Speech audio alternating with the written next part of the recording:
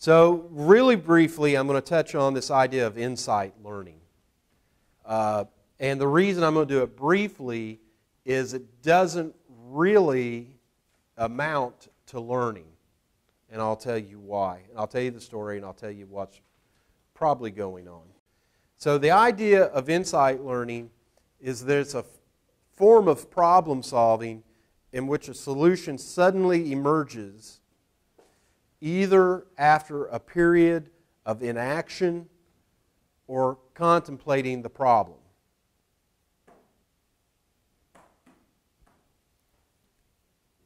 The classic example of this is Wolfgang Kohler, I think it's pronounced Kohler, studying chimpanzees back during World War I. Wolfgang was, as the story goes, stranded or marooned on the Canary Islands during World War I.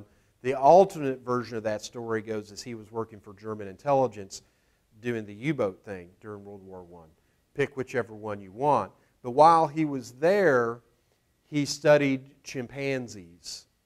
And there was this enclosure that had chimpanzees in it. And what he would do is he would give them problems to figure out and watch how they sorted things out.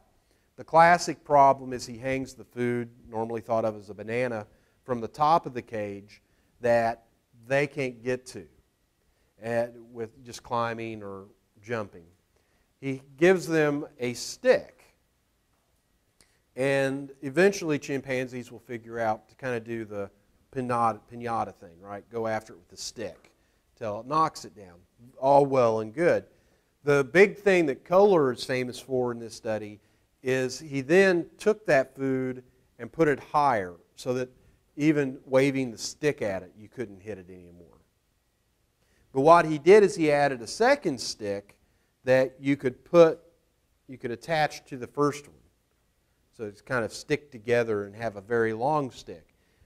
And so the monkeys try to knock down the thing. They get frustrated. They quit trying to get it. And then suddenly a monkey goes, aha. It actually said that, had a bubble, a light bulb, right? Maybe not. But a monkey out of inactivity comes over, puts the two sticks together, goes and smacks down the banana. Insight, learning. The reason that I'm going to say that this is really not learning is it's much more cognition.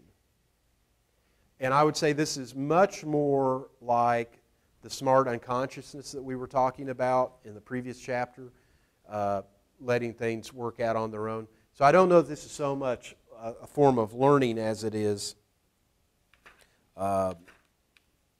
thinking.